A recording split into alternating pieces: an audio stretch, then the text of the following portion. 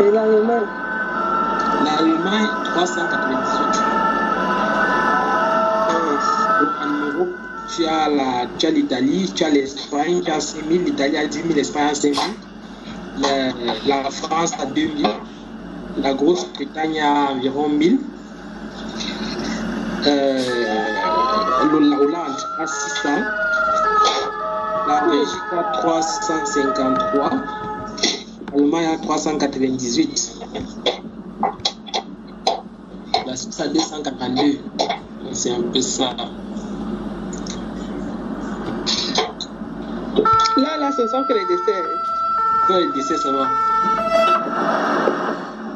En effet, au Royaume-Uni, la situation est tellement grave au point où Gordon Brown appelle à un gouvernement mondial pour lutter contre le coronavirus. The more you invest to deal with the medical emergency, the more you put economy at risk, says Gordon Brown. L'ancien premier ministre travailliste qui était au centre des efforts internationaux pour la lutte contre l'impact de la quasi-effondrement des banques en 2008 a déclaré qu'il était nécessaire de mettre en place un groupe de travail réunissant des dirigeants mondiaux, les experts de la santé et les chefs de la communauté internationale, organisation qui aurait des pouvoirs exécutifs pour coordonner la réponse. A-t-il dit, c'est un système global et aucun pays ne saurait retrouver lui-même par lui-même la solution.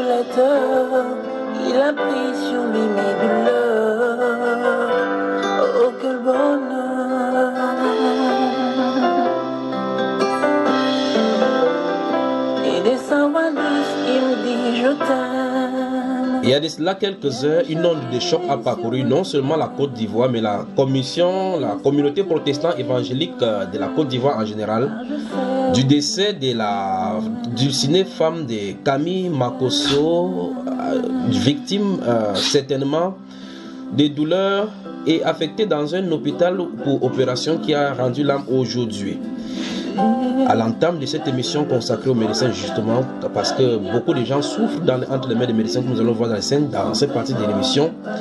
Dans cette autre émission consacrée aux médecins et principalement au cas des vaccins, nous tenons à étendre au nom de toute la communauté ici dans le monde entier et des médecins en particulier dans ce groupe, pour tous ceux là qui écoutent les vidéos de Bamba Iba et les enseignements sur tout autre support. Et à mon nom propre, je me joins à toute la famille de Camille Makosso pour lui souhaiter un grand rétablissement et que le Seigneur puisse nous protéger dans ces moments de douleur. Nous recommençons à cette émission, justement, je le redis encore une fois de plus, en souhaitant à notre bien-aimé Camille Makosso de passer des moments forts, que le Seigneur le protège, veille sur lui à la suite de la mort de son épouse Kosere Tatiana en ces jours du 28 mars 2020. Puisse le Seigneur le consoler comme cette chanson le dit de Gaël. Il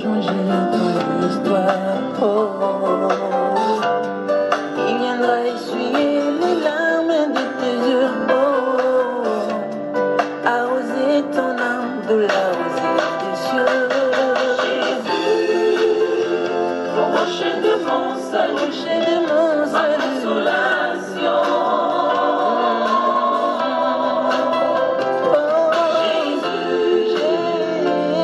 Comme la Bible le déclare, chaque jour, à chaque personne son jour de naissance et à chaque personne son jour de mort, qui peut être accepté. Mais il y a une autre consolation qui nous est faite dans les Saintes Écritures, c'est que quiconque vit et croit au Seigneur Jésus-Christ ne verra jamais la mort. Alors le passage obligatoire que regorge, qui prive certains hommes de leur bien-aimé sur la terre, n'est que le rideau du temps pour passer du temporel à l'éternité. Et ainsi, tous nos bien-aimés que nous avons perdus, lorsque nous avons mis notre espoir et notre espérance dans le Christ ressuscité des morts, nous reverrons nos bien-aimés disparus sur la terre, qui nous attendent de l'autre côté pour espérance avec nous, à condition que nous soyons sous la couverture de ce sang qui a été versé à la croix et que son action de la croix ait effet dans notre vie et que nous vivions en conséquence selon ses dispositions et ses préceptes. C'est ainsi que le Seigneur Jésus-Christ a promis à tous ceux dont là qui croiraient en lui de ne jamais voir la mort quand bien même quitteraient cette terre. Alors pour la famille de Makosso, nous prions que Dieu nous donne d'avoir les uns pour les autres de l'amour, de la compassion et de la miséricorde, comme il a dit, heureux les miséricordieux, parce qu'ils ont un Père miséricordieux également. Alors mon cher Camille Makosso, si tu m'écoutes, au nom de toute la famille ici, au nom de toute la sainte doctrine, nous voulons compatir avec toi dans ces moments difficiles d'épreuve que tu passes encore pour une autre fois dans ta vie. Puisse le Seigneur te consoler et te conduire totalement, tout ton cœur à lui. Son trésor n'est pas dépourvu, et il a tout prévu.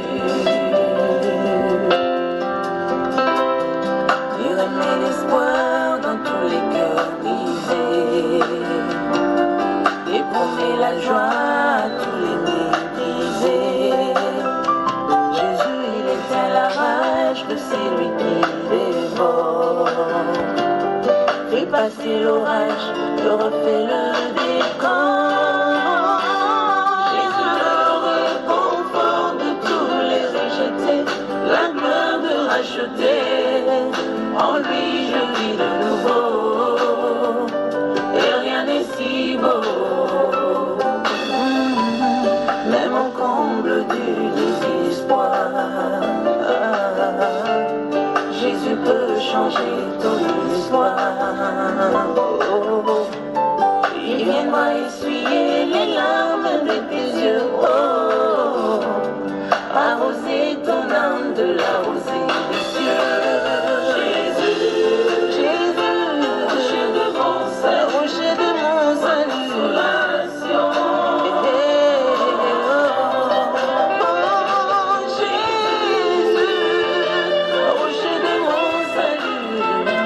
consolation.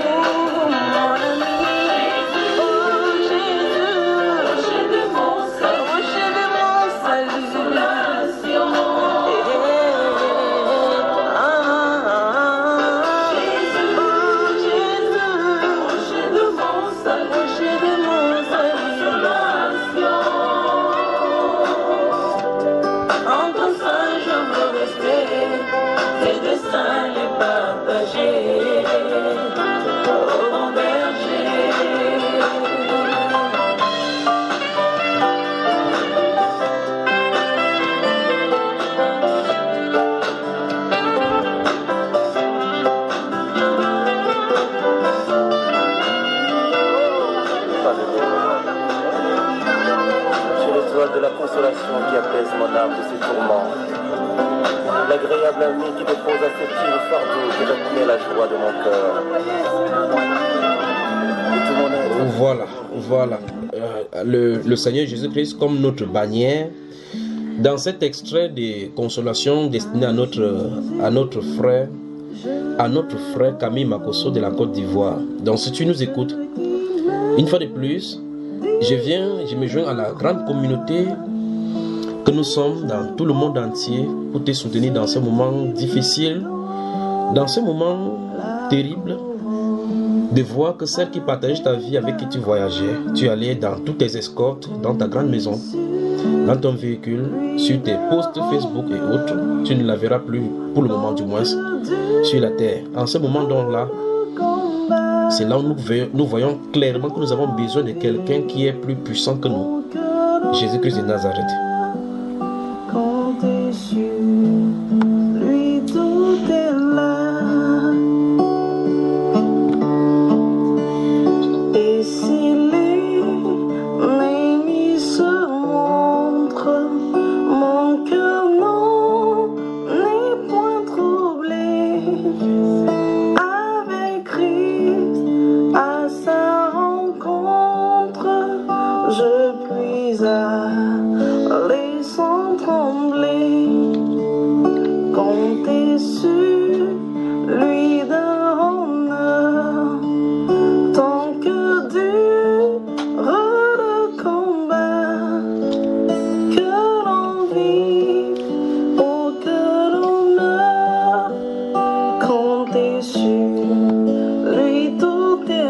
D'après ce qui est écrit dans le livre d'Ecclésiaste au chapitre 7, verset 1 au verset 7, la Bible déclare que le cœur des sages est dans la maison du deuil. Et celui qui vit, il prend garde à ces choses-là parce que c'est la destinée de chacun de nous. En allant dans les maisons de deuil, ça nous pousse à la méditation. Et à tout le moment, donc, nous nous posons des questions. Qu'en sera-t-il si ça avait été nous qui sommes couchés ainsi à la place de cette personne qui est couchée? Alors, que faire? Compter seulement sur le Seigneur Jésus-Christ d'heure en heure en attendant le dernier soupir s'il ne vient pas pour nous enlever, comme le frère Paul le dit dans 1 Corinthiens chapitre 15. Nous allons compter et nous devrons compter tout simplement sur le Seigneur. Alors, mon cher Camille Makoso, le reste, c'est de compter sur le Seigneur.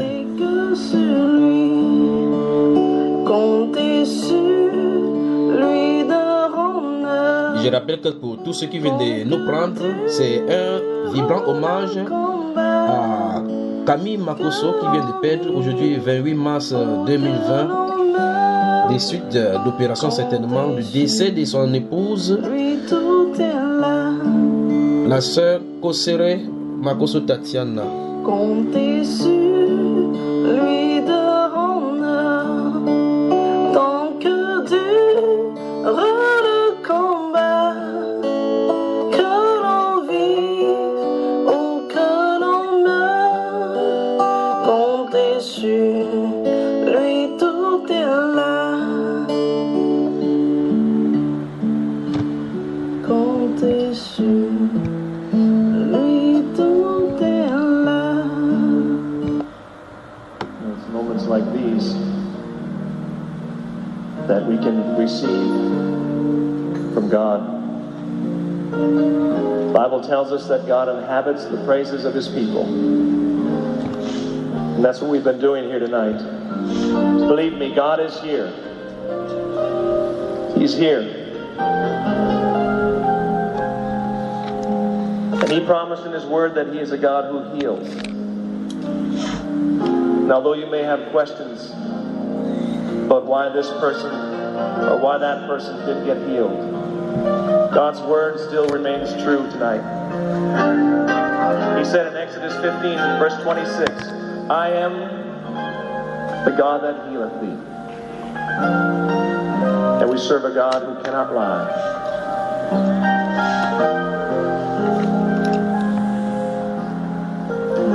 So I want you to hear God's Word tonight. It's His promise. I am the God that healeth thee. I am the Lord, your healer. I sent my word and healed your disease. I am the Lord, your healer. Listen to God's word. I am the God that healeth thee. I am the Lord, your healer. I sent my word. I sent my word, and I healed your disease. I am the Lord, your healer.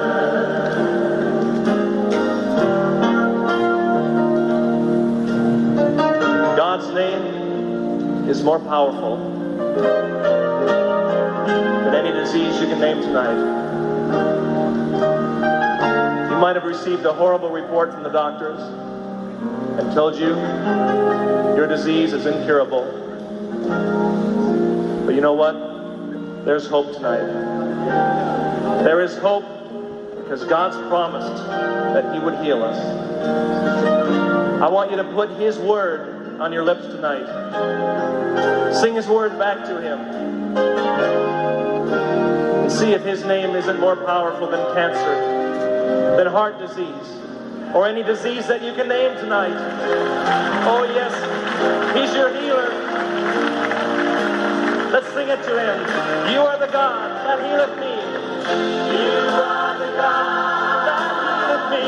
That healeth me. You are the Lord. You are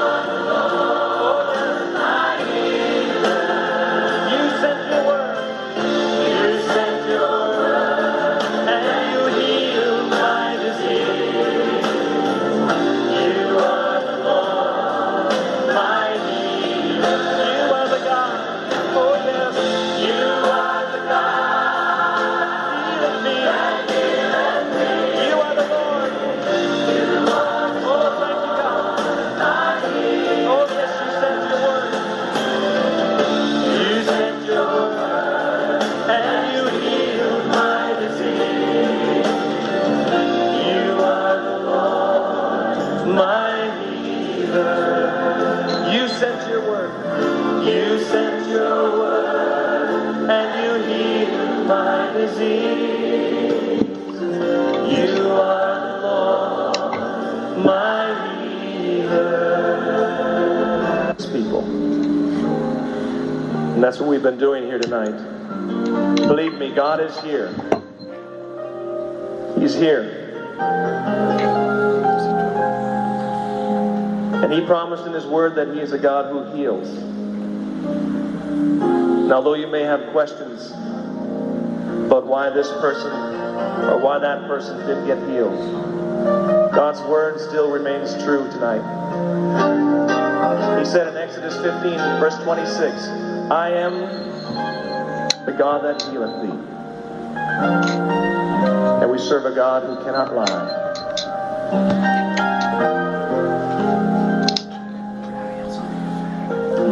So I want you to hear God's word tonight.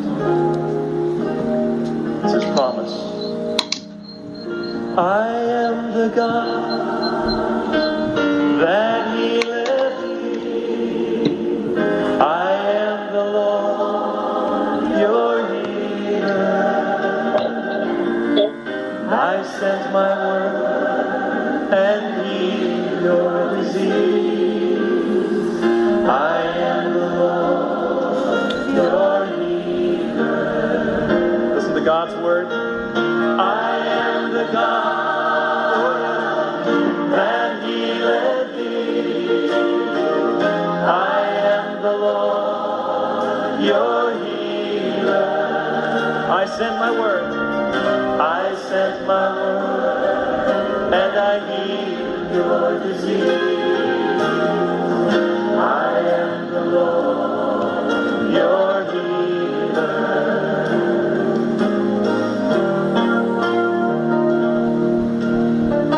God's name is more powerful than any disease you can name tonight. You might have received a horrible report from the doctors and told you your disease is incurable. But you know what? There's hope tonight. There is hope because God's promised that He would heal us. I want you to put His word on your lips tonight. Sing His word back to Him. And see if His name isn't more powerful than cancer, than heart disease, or any disease that you can name tonight. Oh yes, He's your healer. Let's sing it to Him. You are the God that healeth me. You are the God that healeth me. That healeth me. You are the Lord. You are the Lord. Oh yes, my healer. You sent your word. You sent your word, and you healed my disease. You are the Lord, my healer. You are the God. Oh yes, you are the God that healeth me. You are the Lord. Oh, thank you, God. Oh yes, you sent your word. You sent your word, and you healed. Il s'appelle Don Mon. I am the Lord that healeth thee. My healer. You sent your word. You sent your word, and you healed my disease. You are the Lord, my healer. Ils sont tous réunis ici ce soir. Le docteur Yacine, bonsoir.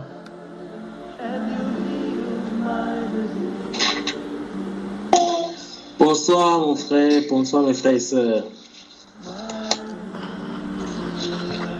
Docteur N, bonsoir.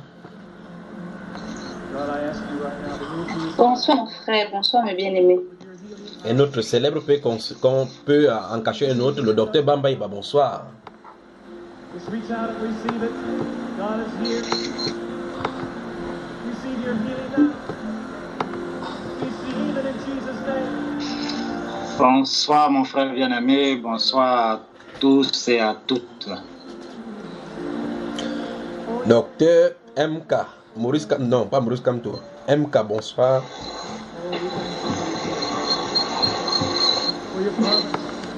Bonsoir mon frère, bonsoir tout le monde. Voilà. Il est 16h19 chez toi, n'est-ce pas?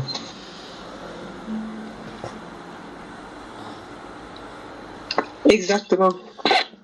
21h19 du côté de Francfort où nous trouvons le docteur HT. Nous l'avons appelé HT, pas hors taxe, HT. Disons, petit diminutif ainsi. Bonsoir et bienvenue dans Blouse Blanche dans la sainteté. Blouse Blanche pour Jésus. Bonsoir mon frère, bonsoir mes frères et sœurs. Oui, tu as rejoint le forum des sorciers apparentés. Les dernières éditions, les docteurs Bambaïba et Cyril disaient que vous êtes des sorciers. Bienvenue dans le club de sorciers alors. Enfin, les sorciers de la bonne cause. HT. Amen. Voilà. Merci. Voilà. Donc nous allons l'appeler HT pour pouvoir préserver son anonymat. Pour garder l'anonymat, dit-on dans d'autres centres. Si vous le voulez bien, comme la connexion dérangeait la sœur Grâce, la machiniste s'est battue bec et ongle afin que ça se stabilise de ce côté-ci. Elle vous dédie donc cette chanson, ce qui lui va tout droit au cœur, à tous les médecins et tous ceux qui travaillent à pied d'œuvre pour combattre cet ennemi invisible. Elle vous dédie ceci.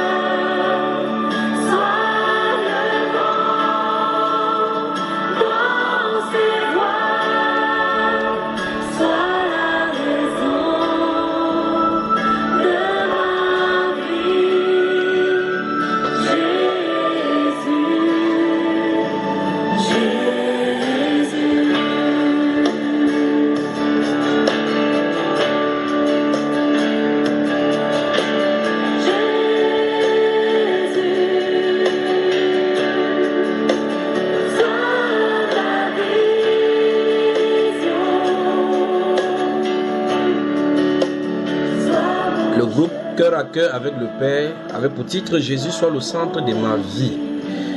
Dédicacé à tous les médecins, à tous ceux qui travaillent, comme je le disais dans mes propos, à pied d'œuvre pour combattre les ennemis invisibles et principalement pour ceux de ces groupes qui combattent et les ennemis invisibles et les sorciers qui combattent avec les ennemis invisibles.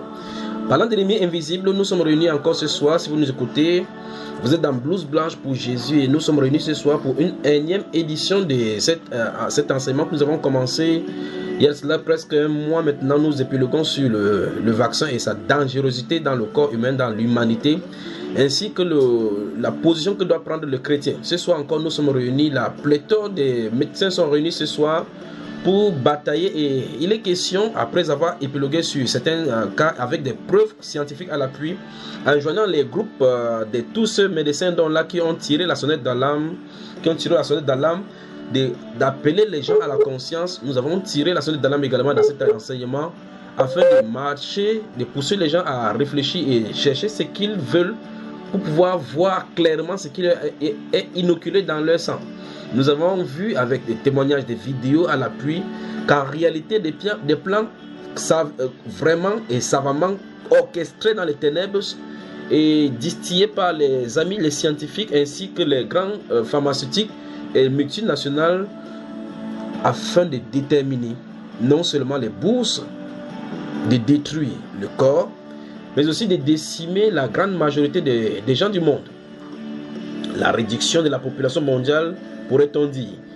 Ces pensées complotistes étayées et démontrées par beaucoup de scientifiques ont été confirmées, comme nous l'avons vu dans les émissions précédentes. Ce soir, nous nous étayerons sur l'aspect biblique de la maladie et la solution prônée par les Saintes Écritures, le vaccin chrétien. Nous allons voir dans cet enseignement comment les chrétiens, comment Dieu veut que les gens soient vaccinés.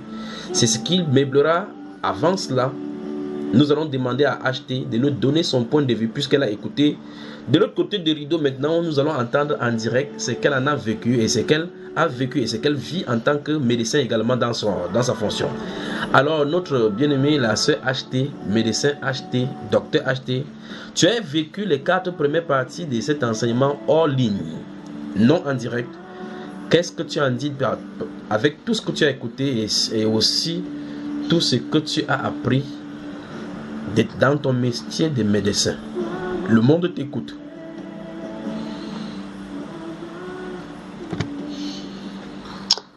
Alors, j'ai suivi avec beaucoup d'intérêt les avis de mes frères et sœurs concernant les vaccins, et je suis de 100% de même avis qu'eux, parce que les vaccins aujourd'hui sont administrés aux enfants et malheureusement on ne parle pas beaucoup des effets secondaires de la vaccination, et vraiment c'est un crime contre l'humanité, parce que les parents, quand ils arrivent à l'hôpital avec les enfants, ils ont de l'espoir, mais malheureusement on ne les informe pas assez des effets secondaires des vaccins que les enfants reçoivent chaque fois que les parents viennent avec les enfants.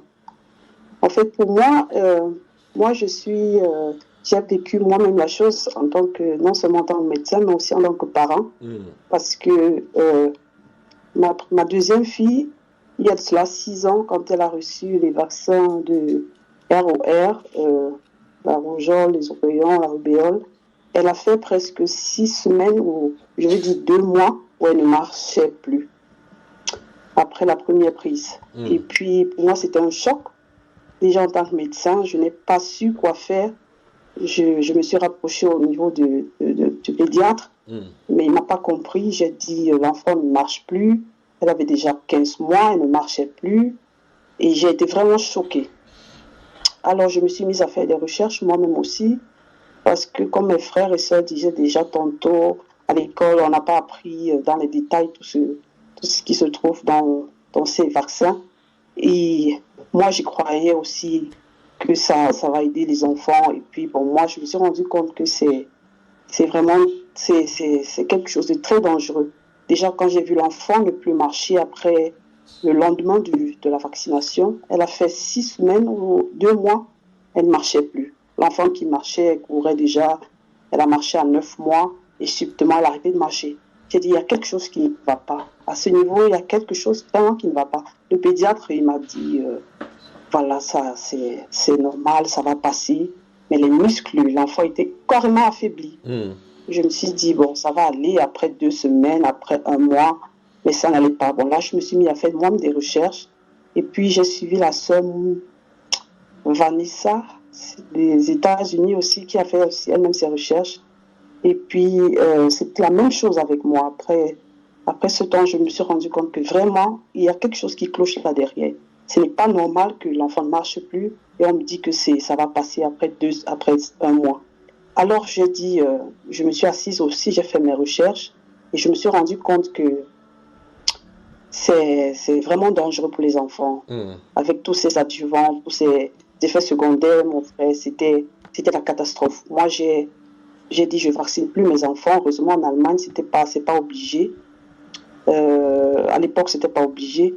Mais il y a de cela 1 mois, c'est obligé aussi en Allemagne de faire ces vaccins. Ce vaccin surtout de rubéole et de rougeole, les oreillons. Oui.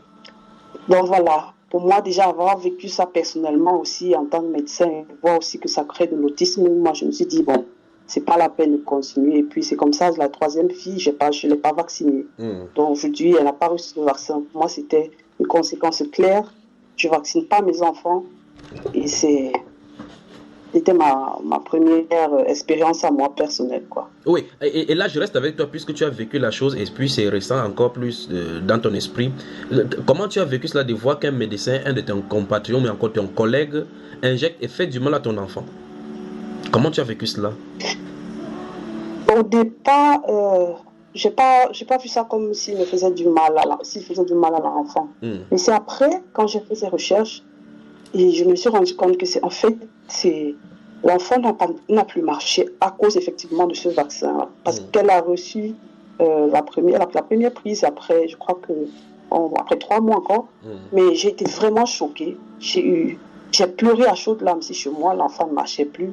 Et puis j'ai dit, après avoir fait mes propres recherches, que j'ai dit à mon époux, bon, tu vois chérie, c'est plus la peine. Cette histoire, c'est vraiment très dangereux. Et puis j'ai vu des films par rapport à cela. Il y a un film aux États-Unis qui est sorti, je crois que c'était en 2016, je ne me trompe pas, peut-être 3 ans après que l'enfant a été vacciné, qui parle effectivement des dégâts de cela, de la CDC. Et pour ceux qui nous écoutent, ces films-là, justement, étaient basés sur une histoire vraie, justement. Effectivement. Vas-y, ma soeur, vas-y. Effectivement. Pour moi, c'est l'expérience d'avoir vécu cela. Beaucoup peut-être peuvent parler de ce qu'on va à l'hôpital, en clinique, mais déjà avoir vécu cela personnellement à la maison, je me suis rendu compte que beaucoup ne sont pas au courant. Il y a l'ignorance aussi qui fait à ce que beaucoup d'enfants soient exposés à cela. Tu vois, il y a beaucoup d'enfants qui sont exposés, les parents ne connaissent vraiment pas. Quand on en parle comme ça, moi, ça me fait vraiment plaisir parce que ça doit sensibiliser au moins ces parents-là qui ne savent pas. Bon, à l'époque aussi, je ne savais pas ce qu'il fallait faire. Est-ce que je vais porter plainte? Qu'est-ce que je dois faire? Mais par la grâce de Dieu, l'enfant s'est mis à marcher. Elle s'est mis à marcher après 2 mois. Et pour moi, c'était une délivrance. Hein? Et là, tu as dit plus jamais.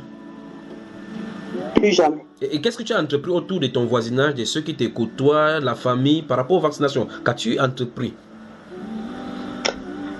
J'ai directement surtout après avoir vu ce film en 2016, j'ai informé la famille, surtout les proches, parce que c'est déjà la première réaction à faire en tant que médecin, d'informer les proches, les frères et sœurs, et surtout aussi les amis. J'en ai parlé, je me suis mis à faire des recherches, et sans vous mentir, j'ai eu à, accrocher la blouse pendant quelques années, parce que j'étais à bout, quoi. Et puis j'ai dit, ça vaut pas la peine avec tout ce que j'apprends dans ce domaine, ça me fait mal, ça blesse, mais j'ai essayé d'informer mon entourage et vraiment sensibiliser et a dit, demandez un peu aux médecins de vous montrer les effets secondaires, parce que au moins quand on donne un médicament, il y a la notice. Demandez à chaque médecin quand il administre ces vaccins s'ils ont la notice.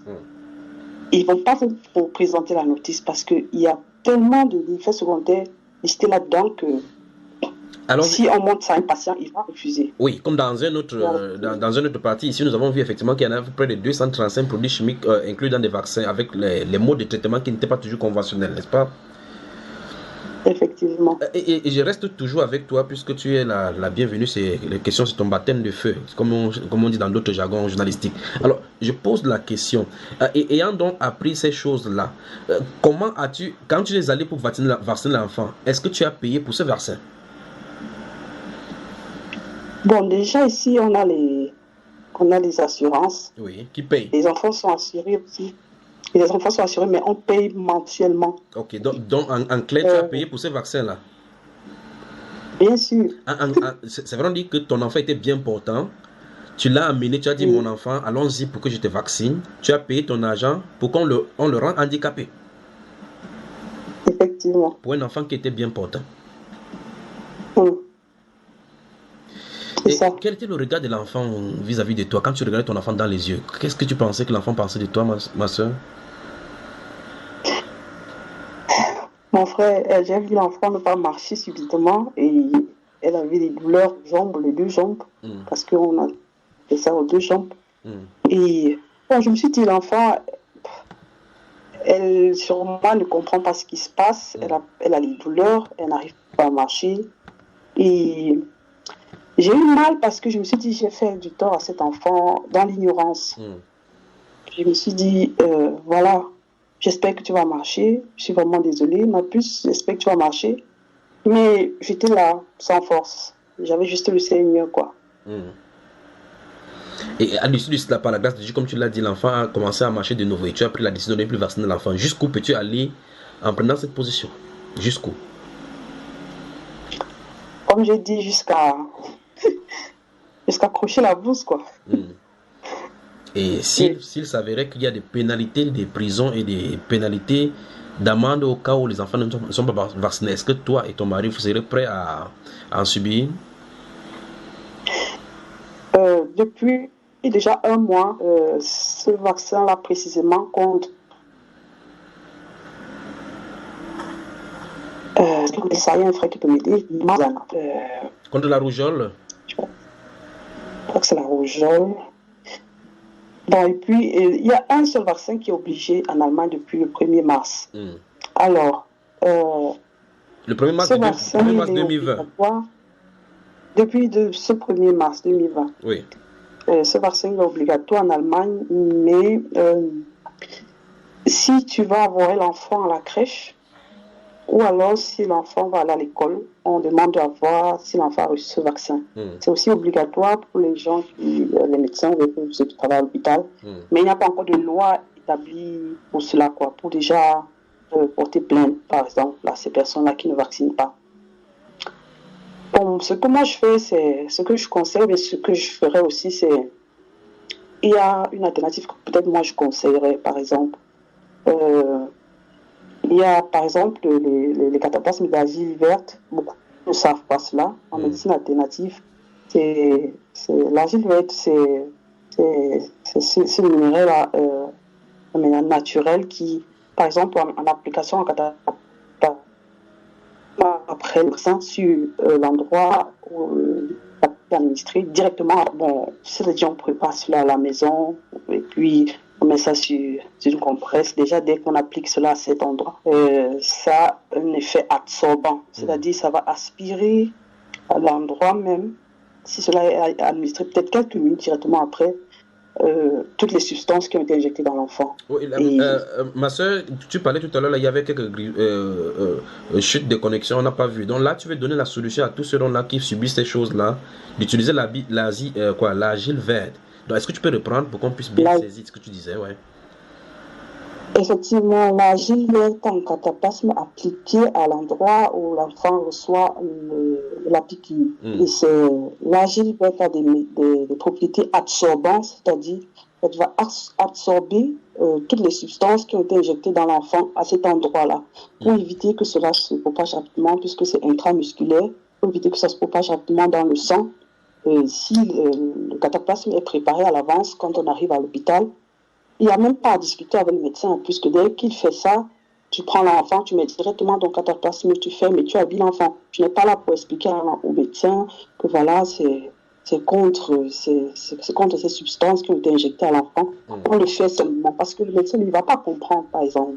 Bon, la propriété de l'argile va être absorbante, elle va absorber toutes ces substances qui ont été injectées à l'enfant, et puis quelques heures après, quand tu arrives à la maison, puis tu peux retirer. En tout cas, pour plus d'explications sur si les parents veulent... Mettre un autre cataplasme. Oui, puisque la connexion n'est pas bonne là et l'explication n'est pas claire pour tout le monde, et beaucoup ne savent pas ce que c'est que le cataplasme, encore moins l'argile verte. Je crois que pour vous tous qui nous écoutez, si vous avez besoin de cette solution faite maison, veuillez contacter sans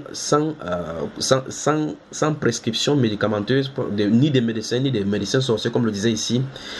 Veuillez contacter notre chaîne en écoutant. Vous regarderez le numéro à la fin de chacun des enseignements. Les numéros ils sont plus 237 6 94 01 94, car nous vous mettrons en contact avec ces différents médecins là et vous pourrez leur poser des questions, effectivement, comme notre soeur disait. Avant de sortir avec elle, j'aimerais poser des questions. Je ne sais pas si elle est toujours là parce que la connexion dégringolait un peu. Oui, je suis là. Oui, maintenant, si les parents t'écoutent, maintenant, qu'est-ce que tu leur dis clairement concernant la vie, par rapport à ton exemple en tant que médecin, maintenant, quel conseil donnes-tu aux parents qui vont accoucher pour certaines cette semaine, pour d'autres encore, quand ils vont t'accoucher, elles vont t'écouter alors qu'elles sont enceintes, d'autres iront encore la semaine prochaine pour les vaccinations, des séries de vaccinations qu'on leur a conseillé. Qu'est-ce que tu leur dis? Déjà, je veux m'adresser à cette maman-là qui lit et écrit, bon, déjà celles qui peuvent faire elles-mêmes des recherches au travers Internet, de s'informer aussi d'abord. Vraiment, c'est important de s'informer avant de prendre une décision, parce que beaucoup prennent des décisions en fonction des expériences des autres, mais c'est important de s'informer. Et aussi à celles-là qui ne peuvent pas peut-être s'informer, je dirais...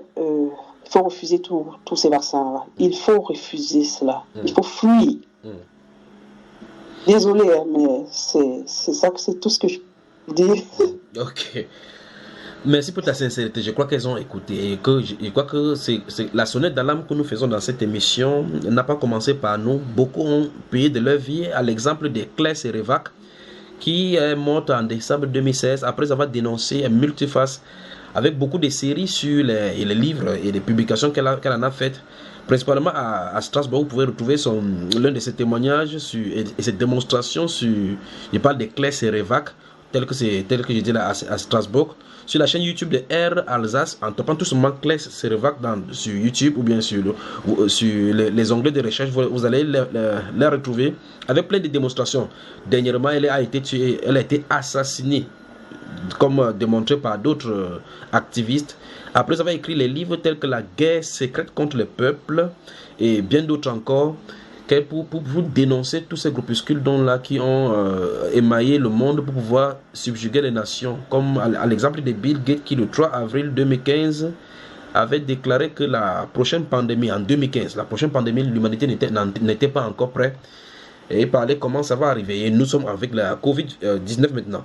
Alors, avant de quitter notre soeur maintenant pour entrer de plus en plus dans ce qui nous intéresse ce soir, je me pose la question. Ma soeur, est-ce de façon délibérée, selon toi, que ces gens qui créent ces vaccins-là le font pour détruire, ou bien ils sont seulement ignorants, ou bien il y a un agenda caché avec ta recherche et ta connaissance? Mon frère, il y a un agenda caché là derrière. En fait, ils le font, ils sont conscients de ce qu'ils font. Ils ont de réduire la population. Et ça, c'est des choses que mes frères ont déjà parlé de cela un peu. Mais moi, je vais ajouter en disant que il y a beaucoup de... C'est vraiment diabolique, quoi. Il y a beaucoup de raisons aussi spirituelles. Et vraiment, ils veulent réduire la population de la Terre. On dirait que quand les parents font des enfants, ceux qui ont décidé de faire 2, 3, 4... 5, 6 enfants, pourquoi pas 8, ils ne sont pas contents, en fait. Parce que mieux ces enfants sont handicapés, ou bien mieux ces femmes reçoivent ces vaccins et avortent. Et c'est pour eux, c'est du sang qui est offert à Lucifer. Je suis vraiment désolée de dire ça, mais c'est vraiment ça, quoi. Donc c'est un plan diabolique, savamment concocté dans les ténèbres. Effectivement, Bill Gates l'en a dit même de façon indirecte. Je suis désolé, mais c'est la vérité. Et justement, dans une de ses publications, il a dit devant caméra, en citant sa fameuse formule mathématique de CO2 égale à P fois S fois E fois I, en disant effectivement que P, qui représentait la population, la quantité de CO2 cette fois-ci dans le forum sur la transformation, ce qu'ils appellent gaz à effet de serre, que la pollution était due par la population, l'énergie qu'ils consomment, ainsi de suite. Après avoir développé sur la nutrition, montrant effectivement qu'il fallait développer beaucoup plus de nutrition à OGM, ils ont échoué là-bas, ils ont entamé maintenant avec le lait. Donc, ils ont touché l'air, ils ont touché la nourriture, ils ont touché la santé pour pouvoir détruire l'humanité dans tous les sens du terme. Et là, dans sa déclaration, dans cette formule mathématique-là, comme tu le disais, il a dit que la population doit devoir diminuer. Le P doit devenir 0. C'est-à-dire, pour que cette équation-là, le CO2 puisse disparaître, il faut que la population diminue. C'est Bill Gates que vous pouvez retrouver sur YouTube en tapant tout simplement dans n'importe quel onglet là. L'équation de Bill Gates, en écoutant sur ces onglets-là, dit clairement qu'en fait, le plan et l'agenda qui est caché là-bas, effectivement, c'est de réduire la population à 0. Et nous avons vu dans l'un des enseignements ici, là, comment son organisation est allée au Kenya et a infecté presque 2 millions de femmes pour qu'elles puissent accoucher d'une souris. Le docteur Richard Maskovitz, médecin depuis plus de 50 ans, parle de l'hystérie actuelle au sujet de la rougeole, qui ne repose nullement sur la science, mais qu'il s'agit du scientisme d'une foi quasi religieuse dans les vaccins. Il démontre, ce docteur, donc, un docteur médecin depuis 1967, qui a fait ses études à Harvard en sciences biochimie et a reçu son diplôme de médecin à l'université de New York en 1963, après avoir fait un graduat en philosophie à l'université de Colorado, a effectué un stage à l'hôpital Saint-Anthony de Denver. En 2015, lorsque la première hystérie au sujet de la rougeole a éclaté dans les médias, le docteur Moscovitch a eu la gentillesse de publier un article qu'il a intitulé The Case Against Immunization, dans lequel il démontre justement qu'en réalité, la campagne de vaccination contre la rougeole ne repose sur aucun fondement scientifique. C'est un docteur depuis 50 ans qui le déclare. C'était juste un bref aperçu afin que nous n'entrions dans le vif du sujet.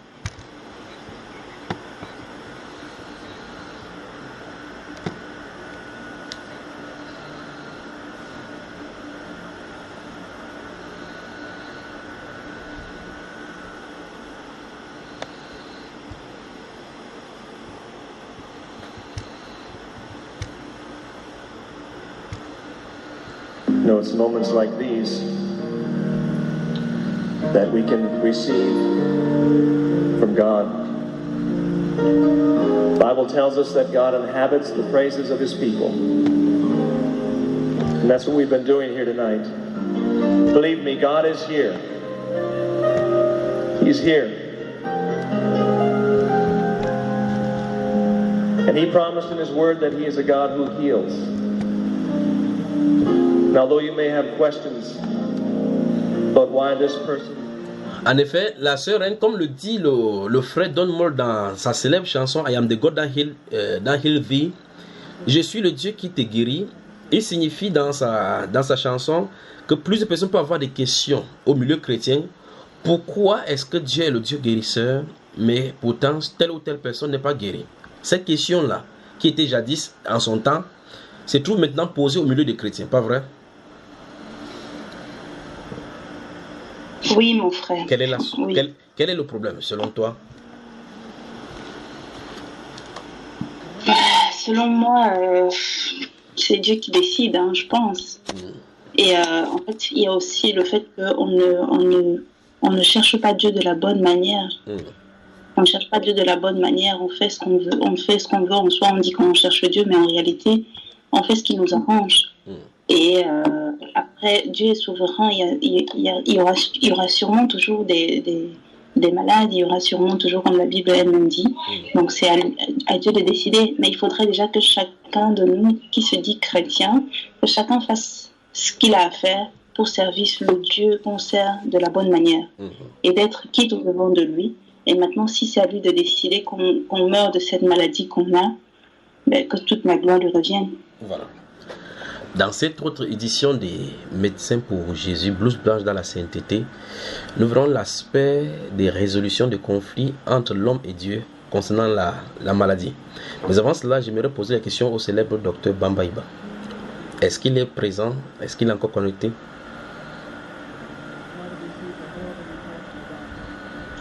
Tout à fait, je suis là, mon frère. Je te pose une question. Qu'adviendrait-il lors dans l'une de vos colloques, vous vous organisez, vous discutez sur le cancer, tu te lèves dans la salle, tu dis, tu connais un grand guérisseur qui s'appelle Jésus-Christ qui n'a pas besoin de prescriptions médicamenteuses et puis il suffit qu'il prononce que je vous guéris et vous êtes guéri. Comment ces médecins-là vous regarderont puisqu'ils sont des scientifiques et toutes preuves scientifiques doivent être prouvées dans ces groupes-là? Comment vous regarderont-ils? Non, ben c'est simplement ricaner, bien sûr. Et si malgré cela, il y a une preuve, et si malgré cela, il y a des preuves devant eux de cette véracité que tu as déclarée, c'est-à-dire en déclarant effectivement de ta bouche que soit guéri, les cancéreux sont guéris au devant d'eux physiquement. Eux, tout le monde avait la blouse blanche et avec leur oreillette. Qu'est-ce qu'ils diront selon toi? Non, ils seront étonnés, ils vont prendre ces personnes pour faire des études,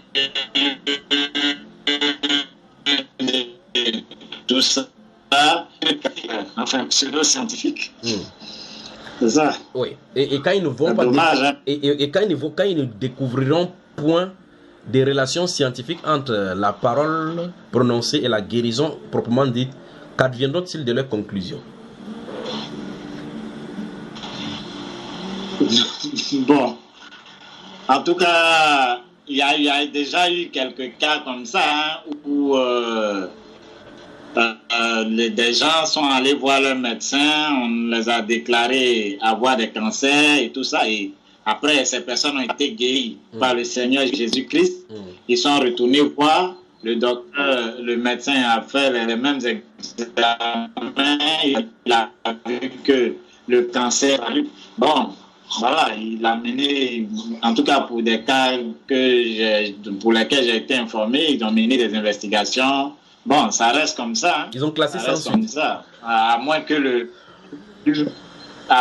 médecin lui-même ait déjà flirté ou soit plus ou moins chrétien, enfin, entre griffes, ou qu'il le soit vraiment. Voilà, là, il le met vraiment sur le compte miracle divin. Oui. Mais sinon, pour la grande majorité, voilà, ils n'ont pas d'explication et voilà. Oui, pourquoi dans ces cas précis, les gens n'aiment pas affirmer leur foi haut et fort pour certains d'entre eux qui reçoivent ce genre de cas-là et généralement n'aiment pas pour les médecins qui reçoivent, après avoir fait un test initial en confirmant qu'il y a telle ou telle maladie, puis la personne il va soit à une prière ou bien une guérison miraculeuse et après avoir confirmé par ce même médecin qui avait fait le diagnostic initialement, pourquoi les médecins n'aiment pas s'impliquer dans la propagation de la guérison divine après avoir eu l'attestation de la présence de la maladie, puis de la disparition de la maladie? Pourquoi ne veulent-ils pas le faire haut et fort? Ben, mon frère, c'est simplement lié à la formation de base, ou je dirais mieux à la déformation de base, notre déformation professionnelle. C'est l'aspect divin n'est pas prise en compte dans la formation en médecine. Donc, voilà. Il faut toujours s'arranger pour trouver une explication pseudo-scientifique à une guérison. Voilà, donc c'est ça. Donc, c'est vraiment dit que les médecins ont peur de dire c'est Jésus sous peine de poursuites judiciaires ou bien encore la norme ou bien la déontologie médicale ne veut pas entendre parler de Jésus parce que Jésus n'est pas scientifique. Oui, mais bien sûr, comment tes collègues même, on va te regarder, c'est ça, voilà. Personne ne va s'engager dans cette voie. Oui. Un grand professeur qui va s'asseoir pour dire que non, ça c'est Jésus qui a fait. Bon, écoute, on va dire, bon, lui, c'est sûr, il a disjoncté, que le maître a disjoncté, hein, c'est sûr. Maintenant, il est rentré dans des choses discrètes et compagnie. Bon, lui-même, il s'en sort plus. Sincèrement, on va le mettre de côté. Voilà, c'est un peu ça, quoi. En fait, c'est pas pris en compte dans la déontologie médicale. Et là, ne pourrons-nous pas attirer l'attention de nos bien-aimés qui sont des chrétiens et qui sont dans le cadre de la médecine, qui exercent tout cela, puisque dans le livre de Matthieu, chapitre 10, le Seigneur Jésus dit, celui qui ne me confessera pas devant mes hommes, qui me régnera devant les hommes. N'est-ce pas là, le public, devant ce public scientifique et grande tête là, Parce que sur Bambaïba, il y a l'histoire de cet autre médecin qui était tombé quasiment à l'aéroport de, je crois, en Australie, et qui, devant les Nations Unies, a dû confesser. Je crois que pour la gouvernement, je crois qu'il y a la cheville sereine ici, puis nous trouver rapidement ces liens-là. On va jouer ici pour qu'on puisse voir comment il témoigne aux Nations Unies, justement, de sa guérison divine devant la population mondiale pour dire Jésus-Christ était un guérisseur. Et pendant qu'il le fait, vous remarquez effectivement, et qu'on va voir dans cette vidéo-là, vous voyez clairement derrière lui, effectivement, l'attitude non seulement des musulmans, mais aussi du secrétaire général de l'ONU qui fait tout et tout pour faire comme s'il ne comprend pas, comme s'il ne suit pas le témoignage, pour que celui-là finisse son discours et il s'en va. Pas vrai? C'est ça, effectivement. Effectivement, tout le monde feignait de faire quelque chose, tout ça, sans l'écouter. Oui. C'est vrai, tout à fait, mais bon, voilà. Et c'est ça, c'est ce qui est compliqué dans le domaine scientifique, pas seulement scientifique, même politique et tout. Voilà, je vais tenter de retrouver la vidéo. Oui, le temps que tu trouves la vidéo, je passe au Frère Yassine. Frère Yassine, est-ce que c'est possible dans notre RC... C'est ma connexion là. Oui. Est-ce que je vais au docteur Yassine le temps que le docteur Bambaïba nous trouve ce témoignage-là, témoignage aux Nations Unies, témoignage de Jésus-Christ, du Seigneur Jésus-Christ. Est-ce que en Allemagne, de votre côté, avec la dureté de l'esprit hitlérien, est-ce que les médecins comme vous êtes prêts devant des pléthores de médecins scientifiques réunis, de prêcher Jésus en disant que Jésus est le grand médecin qui guérit effectivement toutes les maladies? Est-ce que vous êtes prêts à le faire?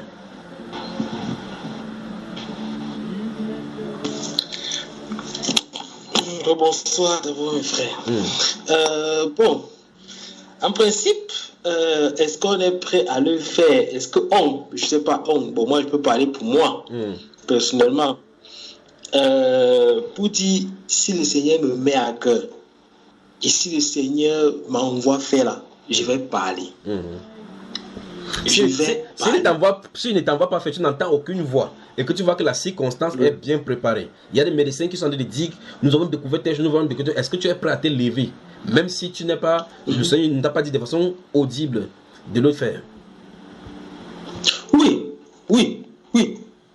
si. Je peux me lever et donner et dire ce que je pense. Oui, je peux le faire. J'entends un médecin dans le monde dire que celui-là bavarde maintenant parce qu'il est sur Bambaïba. Bon, en tout cas, ça n'engage que lui. On voit. Alors le Seigneur Jésus-Christ dit dans Matthieu chapitre 10 que celui qui me régnera devant les hommes, je le régnerai devant mon Père et devant les anges. Et celui qui me confessera devant les anges. N'est-ce pas là le moment par excellence pour retrouver la communion avec le Seigneur Jésus-Christ et témoigner qu'il est Dieu? Amen. Voilà. Amen. Je crois que nous avons ici le témoignage de cet homme. Voyons ça rapidement là. Je crois que vous le voyez là. L'écran sera partagé dans un instant. C'est partagé, n'est-ce pas? Ouais. Alors, voyons l'attitude dont des gens, voici donc, s'il y a une église où la prédication doit être faite pour que le monde entier puisse suivre, parce que toute la solennité y est, et les grands de ce monde se trouvent là-bas, c'est à l'une des sessions de l'Assemblée de l'Organisation des Nations Unies. Suivant le discours et le témoignage de cet homme, c'est en anglais. Je crois que vous tous, vous êtes enfin, l'anglais. Écoutons. Et regardez l'attitude. Mr. Sam Kusia, President of the General Assembly, Your Excellency, Mr. Ban Ki-moon, Secretary General of the United Nations, Your Excellency, Nasir Abdulaziz Al Nasser, High Representative for the Alliance of Civilization. Excellencies, ladies and gentlemen, I want to thank the President of this General Assembly, the Secretary General of the United Nations, and the High Representative for the Alliance of Civilization for your leadership in convening this high-level thematic debate on a very important agenda item. Thank you.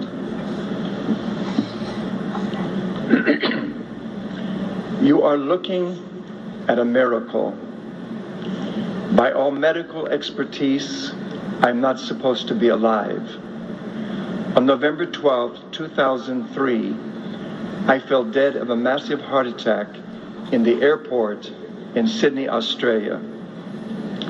I was clinically dead 45 minutes.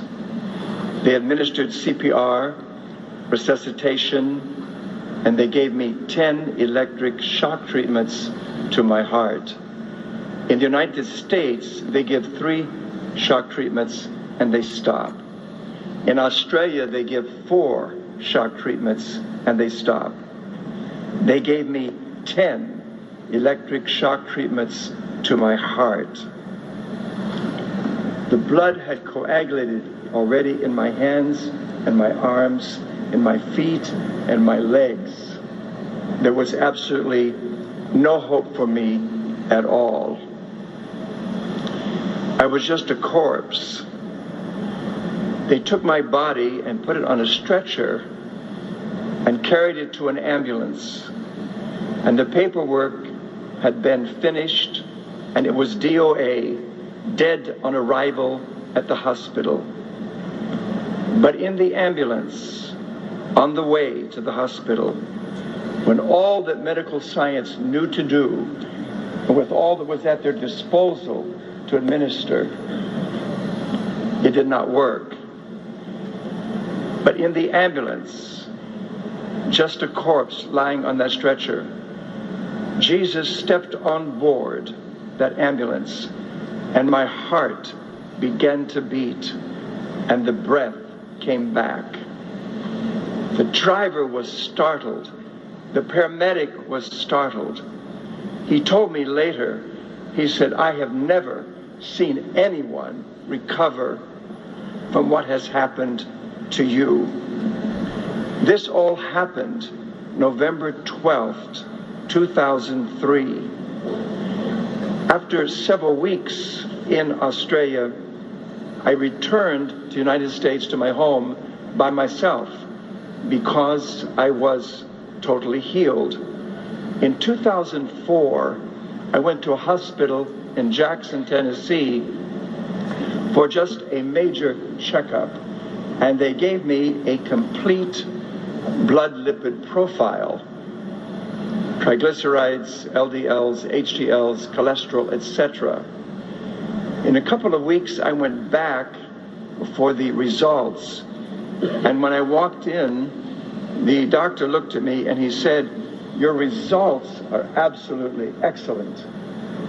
He said, but Reverend, we now can check the DNA in a person's body. We decided to check your DNA. He said, when we checked your DNA, he said, when God raised you miraculously from the dead, he removed the APOE genetic marker for heart disease out of every cell in your body.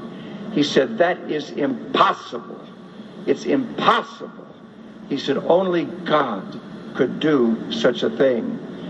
He said, when God healed you and raised you up, he totally, miraculously healed you. So I am grateful today to be alive because we know, having been clinically dead for 45 minutes with no breath and no heartbeat, I asked the paramedic later, I said, Nigel, what happened when you shocked my heart? He said, it would beat 3 or 4 times and it would stop. We know that after 6 minutes or less, with no oxygen to the brain, there is irreparable brain damage. But God has totally raised me from the dead. Finally, a doctor looked at me and he said, you have defied all the laws of medical science. I looked at him and I said, I didn't, but I know the one who did. Hallelujah. His name is Jesus. Is Jesus. I am an apostolic Christian. And my message here to you today is this.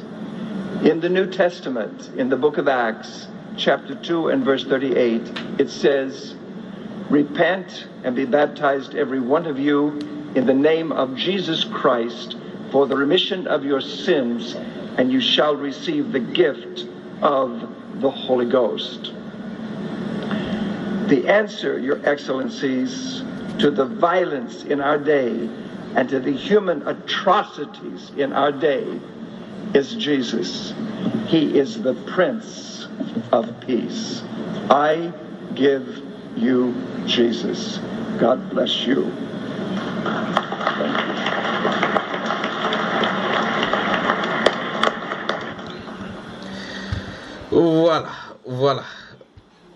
Voilà. Médecin pour Jésus, bonsoir. Bonsoir, mon frère. Quel merveilleux témoignage de notre frère et bien-aimé, n'est-ce pas? Vraiment. Je ne sais pas qui parmi vous notait cela. Je ne sais pas pourquoi le Saint-Esprit a voulu que j'y revienne. Je ne sais pas, c'était la version anglaise, mais je crois que pour les autres peuvent trouver encore cela sous-titré avec le sous-titrage français sur YouTube en cherchant ces témoignages-là justement. Je ne sais pas qui écoutait en anglais pour pouvoir nous donner un aperçu ou bien encore un summarize, un bref résumé de ce qu'il disait. Mais ce que je retiens effectivement, c'est après 6 minutes d'arrêt cardiaque où le corps humain n'a plus d'oxygène, les dégâts cérébraux seront irrémédiables, mais lui il en a fait 45. Les ambulanciers en ont fait tout ce qu'ils pouvaient faire. Après 10 électrochocs, alors qu'aux États-Unis c'est permis 3 et dans un autre pays 4, mais il en a reçu 10 sans pour autant retrouver la solution. Mais dans son ambulance, Jésus-Christ a mis son pied sans électrochoc. Et il a restauré son cœur. Et il était déclaré death on arrival, c'est-à-dire que la mort, déclaré mort à l'arrivée, à la clinique. Mais Jésus-Christ l'a guéri. Alors, qui peut nous donner quelques brefs aperçus de tout ce qu'il a fait là? Je crois que je parlais des témoignages maintenant. S'il y en a eu un témoignage dans ce monde-ci, le voilà. Pas vrai, le docteur Bambaïba? Vraiment, tout à fait. Et puis, en fait, ce témoignage est tellement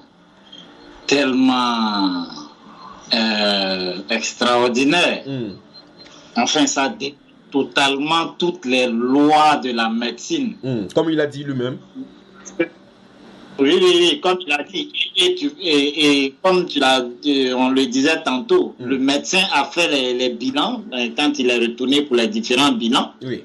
Le médecin a fait le bilan et lui-même, le médecin même a confessé que non, ça, franchement, il n'y a que Dieu qui puisse le faire. Ça, il le dit face aux patients. Oui. D'accord? Mais maintenant, face à ses pairs, oui. Est-ce qu'il aura, je dis face à ses confrères, est-ce qu'il aura le même langage? Oui. C'est ça la question. Mais sinon, vraiment, voilà, c'est vraiment un cas exceptionnel. Et il le dit, quand ils ont fait les bilans, ils ont vu que tous les marqueurs d'attaque cardiaque ont été de son ADN génétique. De son ADN. C'est vraiment... Donc Dieu a restauré son ADN. Totalement. Modifié l'ADN. C'est terrible. Puisqu'il avait les marqueurs. Non, c'est exceptionnel. Exceptionnel. Et il les propose Jésus. Ont-ils accepté? Qui est-ce qui prend la parole? Après la prise de parole du Dr Bambaïba à l'issue de la session des Nations Unies, du témoignage aux Nations Unies. Grand témoignage, grand moment de témoignage, n'est-ce pas? Qui prend la parole là maintenant? Avant que nous entrions dans les Saintes Écritures.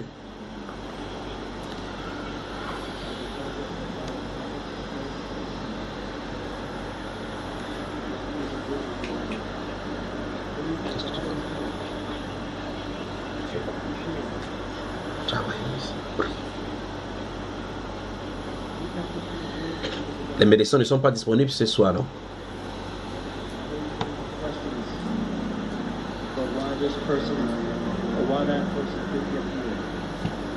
Mon frère, si je peux enfoncer le clou. Oui. C'est-à-dire actuellement, comme on est dans le moment, vraiment, s'il y a un milieu dans lequel le Seigneur peut bouleverser, c'est vraiment le milieu de la médecine. Oui. Que le Seigneur nous gagne de son esprit et nous mette en mouvement. on va mélanger ce secteur-là. On va leur démontrer que Jésus-Christ est Seigneur. En effet, c'est quelque chose que j'avais caché, que je ne vous avais pas dit. C'est l'un des principaux groupes, c'est l'un des principaux motifs de votre groupe principalement. Peut-être vous ne le saviez pas, parce que quelque chose se prépare pour vous. Je l'avais caché, écoutez encore mon thème là, je l'avais caché pour le dire maintenant. Et là, tu m'as poussé à le dire. Donc quelque chose se prépare. Oui, il va bouleverser, il va changer les données. Il va utiliser les médecins de façon spirituelle dans le domaine de la santé publique. Vous entendrez parler dans les télévisions nationales des pays, des ministres de santé qui sont des chrétiens, qui vont déclarer publiquement que la santé publique a besoin de Jésus. Vous entendrez cela sur cette terre.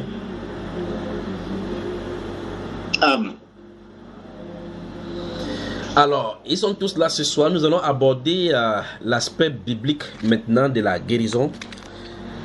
C'est tout juste après, dans l'autre partie concernant cet enseignement. Le temps pour eux de respirer. You might have received a horrible report from the doctors and told you your disease is incurable. But you know what? There's hope tonight. There is hope because God's promised that He would heal us.